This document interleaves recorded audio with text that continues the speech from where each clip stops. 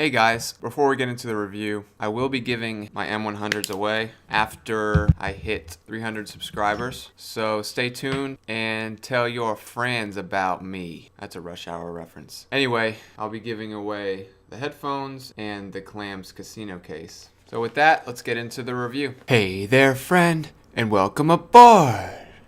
Stu Black here, HomeStudioBasics.com, and before we get into the Moda Crossfade M100 review, or 100 if you're white, grab a snack, sit back and relax because you've come to the right place.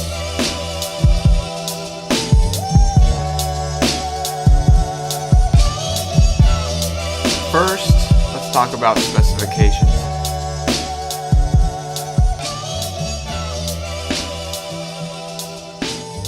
Yo, this is a closed back circumaural headphone with a 32 ohm impedance, 103 decibels of sensitivity, a frequency response of 5 Hz to 30,000 Hz. It's made of foam, steel, Kevlar, protein leather, and this homie weighs about 280 grams. Now we'll talk about build. Now we'll talk about build.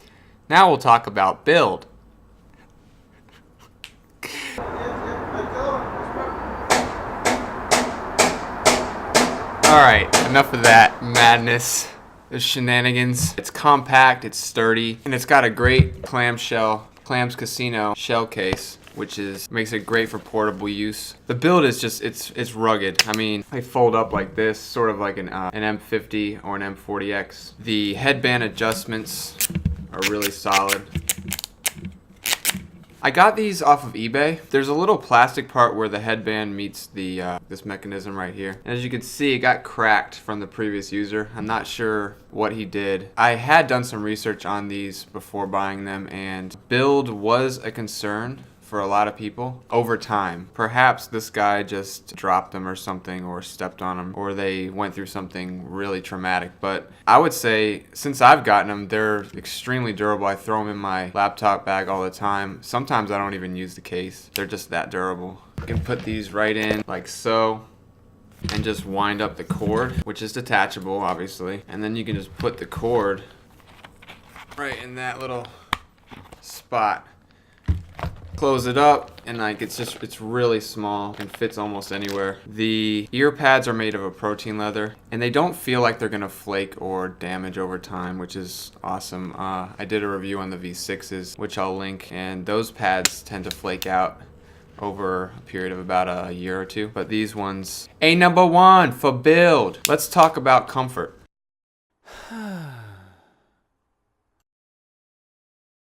The clamp force it's just right. It's not too tight or not too loose. The pads fit pretty comfortably around my ears. I have pretty big ears. Cheers, big ears. They don't feel too heavy on your head as well, which is nice. I did find that over a period of about an hour or two, the pads tend to get kind of hot. It's not a major concern, but you will be making slight adjustments from time to time. The cable, like I said before, is detachable. This end goes in here like so, and then this 45-degree angled plug goes into your amp, laptop, mobile device, what have you. It provides nice strain relief as opposed to the L shape or the straight. One thing you need to be aware of is that the headband, I peeled off the top of it, so if you can see here, it's completely peeled off. It actually resembles that flaky stuff I was mentioning in the V6. It's not really a big deal. I mean, it doesn't affect anything. Doesn't affect the sound or what have you. There's a mod you can do. You can actually take these off and customize them. These plates, you can take this plate off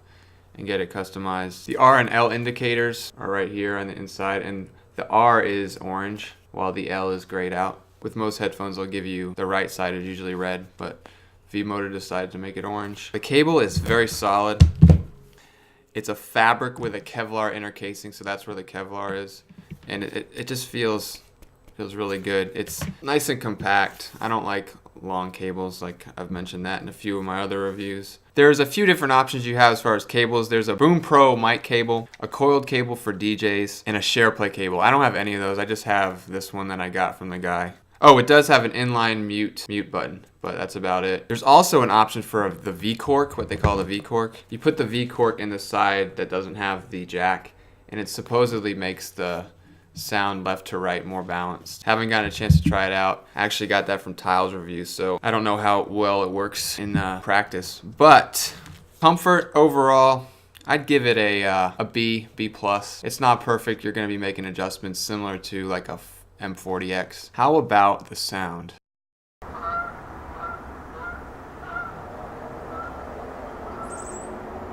The sound is very V-shaped. It's a Bassheads headphone.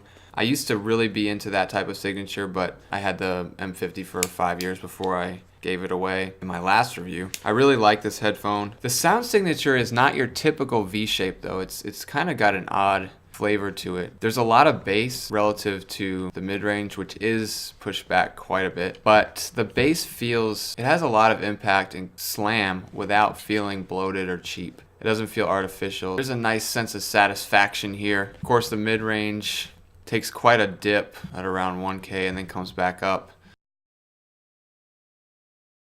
The highs, the treble it can get a little bit sibilant, metallic at times, but it's not a deal breaker. They did the V-shaped sound justice here. There's a lot of detail, like a lot more than I was initially expecting. I think you're really going to be impressed with the imaging and soundstage here. So let's talk about imaging.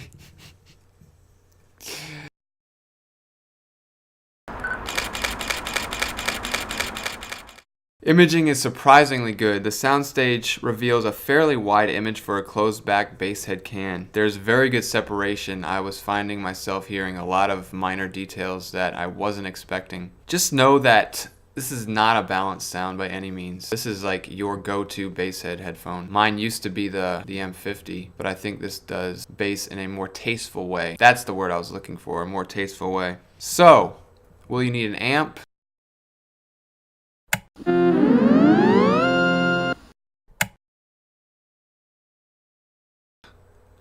No, not at all. With the 103 decibels of sensitivity combined with the low impedance, you can plug these straight into a phone and they'll sound excellent.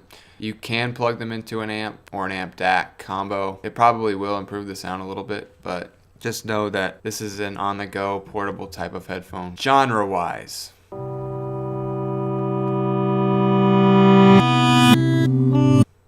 what genres are these good for?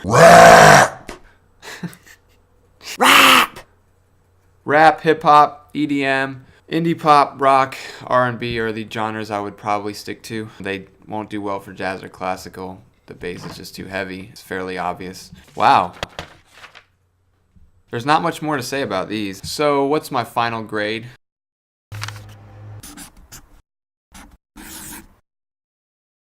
For the M100, I would give this bad boy A-.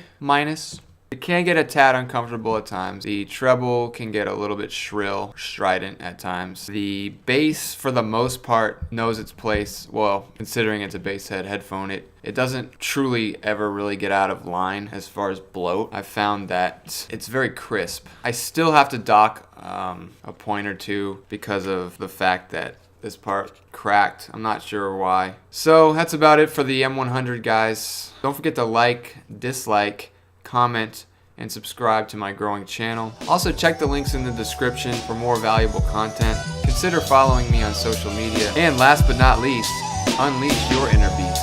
Be the best you can be.